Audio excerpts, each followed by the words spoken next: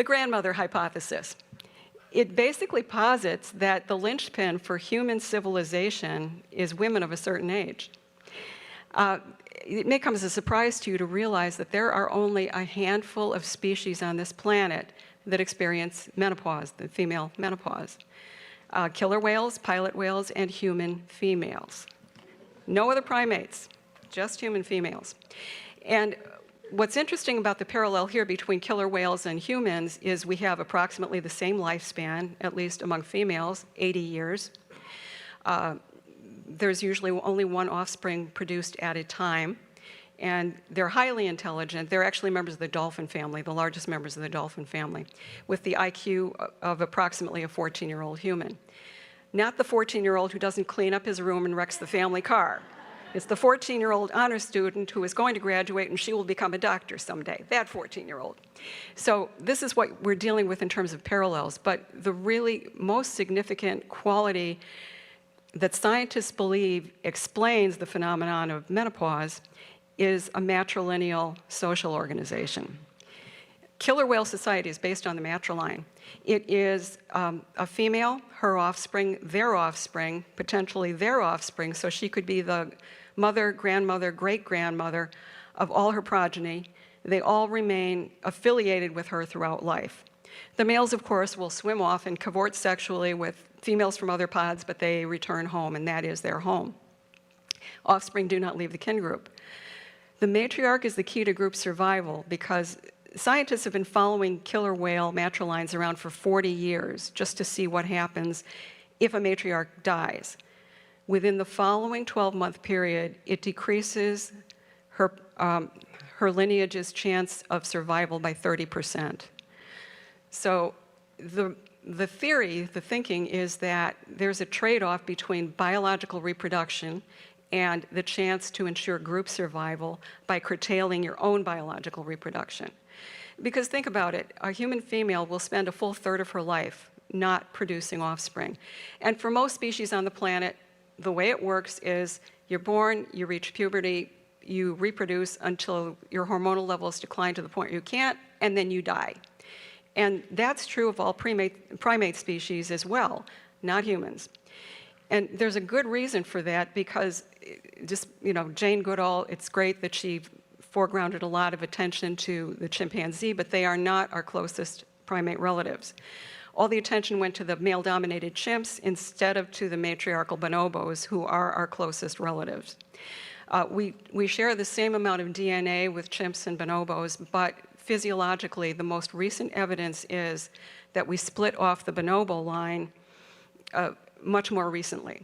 So theoretically, at least, human beings came from a primate group that was already matriarchal to begin with and has twice the lifespan of a bonobo, living as long as a killer whale. Consequently, it made a lot more sense to have elder females who were responsible for the welfare and the well-being of all their progeny to look after them after not being burdened by their own biological reproduction.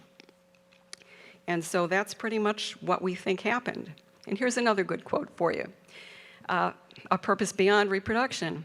The heyday of woman's life is the shady side of 50. And this came from Elizabeth Cady Stanton. If you know who she is, she and Susan B. Anthony spearheaded the women's suffrage movement in this country. And she ought to know what she's talking about because she had 7 children of her own before she really got rolling after the age of 50 and translated the Woman's Bible and agitated for equal rights for women.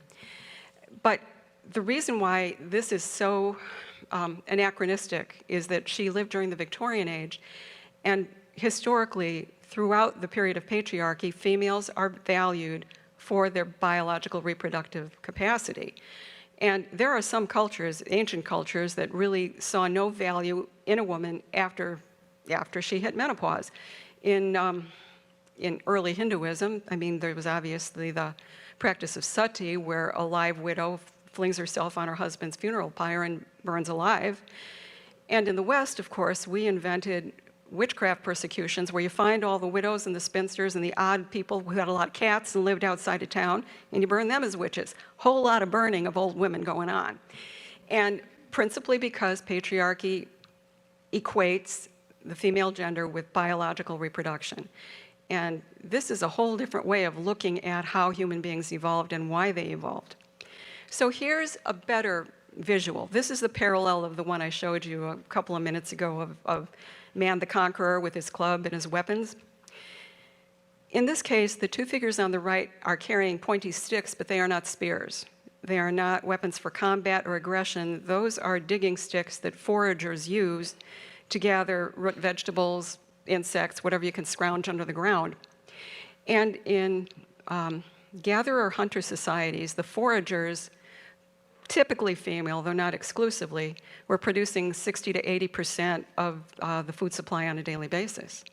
Because hunting is an uncertain occupation, and if you listen to Desmond Morris and his old theory about the caveman going out and clubbing a mastodon and bringing it home, what were the females doing? Sitting around in a cave waiting for the steak to show up? No, they were out traveling anywhere from 5 to 8 miles a day foraging and successfully providing for their offspring and their offspring and their offspring. So here's the premise. And I'm going to read this because there's a syllogism here. Species evolve by selecting traits that offer the best chance of survival. Everybody knows that. But in a menopausal species, it's a trade-off. You're limiting your own potential to create more of your own kind just to ensure group viability. But this phenomenon is only going to develop in species where group survival depends on a senior female leader. So the ultimate question. If human groups evolved to be led by alpha males, would menopause matter? Not so much. It would be about as useful as a glass hammer, about as useful as a chocolate teapot, about as useful as a push-up bra on a bull. No use at all. No use at all. So that's why there is very strong reason, compelling evidence to suggest that humans evolved as a matricentric species. And that being the case, here's a graph of what we looked like. The big purple bar on the left, 180,000 years of evolution, we would have been matricentric. The little blip on the right, 5,500 years, is the time during which we would have been patriarchal.